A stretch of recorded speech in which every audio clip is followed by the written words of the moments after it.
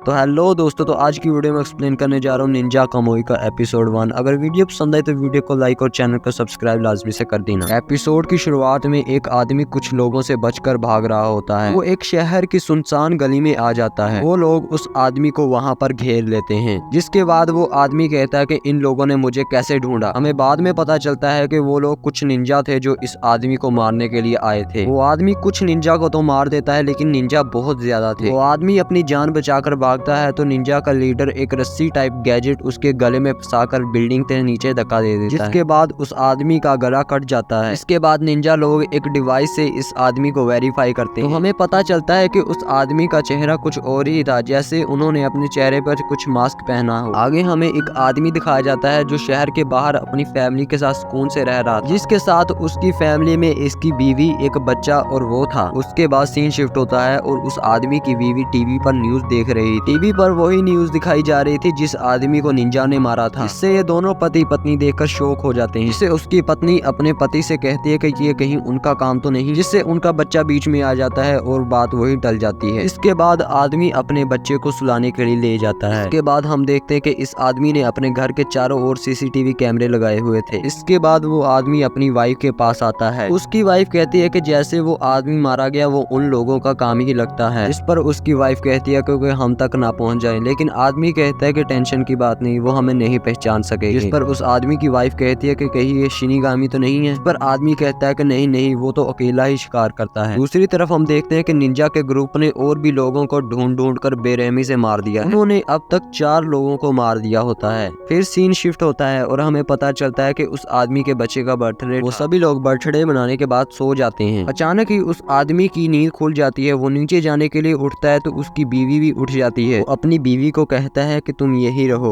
और खुद नीचे चला जाता है। जैसे ही वो आदमी नीचे पहुंचता है तो उस पर बहुत सारे निंजा हमला कर देते हैं। वो आदमी बहुत ही फुर्ती से सभी निंजा को मारने लगता है और तभी उसके पीछे से उसके बच्चे के चिल्लाने की आवाज आती है। वो आदमी निंजा को मारते हुए अपने बच्चे के कमरे की तरफ जाने की कोशिश करता है। तभी एक निंजा उसके गले पर जहरीले कांटे मार देता है, जिसकी वजह से वो सीढ़ियों पर आकर बेहोश हो जाता है। फिर उसके बाद हमें सीन दिखाया जाता है कि एक आदमी उसके घर के बाहर गाड़ी में बैठा होता है। जब वो कमरे में पहुंचता है तो उसकी बीवी और बच्चा दोनों फ्लोर पर पड़े हुए हैं। उनकी बॉडी से बहुत ज्यादा खून निकल रहा था। तभी निंजा का लीडर कहता है कि तुम्हारी बीवी ने अपने बच्चे को बचाने की बहुत ज्यादा कोशिश की। ये बोलकर वो उसके बीवी के गले में अपनी तलवार घुसा देता है। तभी एक निंजा पीछे से आकर उसकी पीठ में एक चाकू घुसा देता है। वो अपनी वाइफ और बच्चे को मरता देख नीचे जमीन पर गिर जाता है। आगे कुछ निंजा कर पाते, फिर तभी पुलिस आ जाती है। सारे निंजा उसको मरा हुआ समझकर वहाँ से चले जाते हैं। सभी पुलिस वाले आकर लाशों को हॉस्पिटल में शिफ्ट करा देते हैं। आगे सीन शिफ्ट होता है और हम देखते हैं कि उस आदमी की लाश हिलने लगती है। वो अचानक जिंदा हो जाता है। वो उठकर उल्टियां करने लग जाता है और फिर बेहोश हो जाता है। फिर आगे उस आदमी का इलाज एक हॉस्पिटल में करना शुरू कर दिया जाता है। हमें इस आदमी का नाम लोगन बताया जाता है। जब लोगन को होश आती है तो वो अपनी फैमिली के बारे में पूछता है, तो डॉक्टर उसे बताता है कि उसका बच्चा और उसकी बीवी मर चुके हैं। सुनकर लोगन रोने लगता है। इसके बाद 2 FBI एजेंट आते हैं। एक का नाम एमा होता है और दूसरे का नाम माइक मोरिस। इसके बाद FBI वाले लोगन से पूछते हैं कि तुम उन लोगों को जानते थे जिन्होंने तुम्हारी फैमिली पर हमला किया। लोगन उन्हें कोई जवाब नहीं देता। वो गुस्से की वजह से अपनी बेड शीट को पकड़ लेता है। ये देखकर FBI एजेंट कहता है कि तुम अब कुछ नहीं बताना चाहते, तो मैं अपना कार्ड टेबल पर रख के जा रहा हूँ। माइक अपना कार्ड टेबल पर रख कर दोनों FBI एजेंट वहाँ से चले जाते हैं। जाते हुए माइक एमा को कहता है कि हो ना हो ये शख्स उन लोगों को जानता है। माइक एमा को कहता है कि हम एक एक करके इस पर निगरानी रखेंगे। आगे सीन शिफ्ट होता है और हम मिस्टर लोगन को हॉस्पिटल की छत पर बैठे हुए देखते हैं। इसके बाद बहुत से निंजा लोगन पर हमला कर देते हैं। वो बहुत ही फुर्ती से उन लोगों को मारने लग गया। हम लोगन की एक निंजा टेक्निक को देखते हैं जिसमें वो धुएं में गायब हो गया, बस सिर्फ उसका सिर ही दिख रहा। अचानक ही वो कुछ निंजा की गर्दन काट देता है। इसके बाद एमा लड़ाई को देखते हुए खुद भी लड़ाई में कूद जाती है। लोगन उसे मारकर बेहोश कर देता है। इसके बाद लोगन तलवार का यूज करके सभी निंजा को मारने लगता है। वो तलवार लिफ्ट के बटन पर मारता है और लिफ्ट खुल जाती है। वो सभी निंजाओं को लिफ्ट के अंदर धकेलने लगता है। वो सभी निंजा को लिफ्ट के अंदर मार देता है और जब लिफ्ट खुलती है तो लिफ्ट के बाहर बहुत सारे निंजा खड़े हुए थे। माइक भी वहाँ पर आ जाता है। माइक देखता है कि उसने बहुत सारे निंजा को मार दिया था, बस सिर्फ निंजा का लीडर ही बचा था। लीडर को देखकर लोगन को बहुत ज्यादा गुस्सा आता है। वो उस पर फुल स्पीड से हमला करता है। लीडर लोगन की गर्दन पर एक डिवाइस लगा देता है, लेकिन डिवाइस को लोगन काट देता है। इसके बाद लोगन निंजा टेक्निक का यूज करके अपने क्लोन बनाता है और फिर लीडर को मार देता है। लोगन लीडर से पूछता है कि तुम्हें हमारे बारे में किसने बताया। लीडर कहता है कि तुम हमसे बच नहीं पाओगे। इसके बाद लोगन अपना मास्क उतारता है और हमें लोगन का असली चेहरा दिखाई देता है।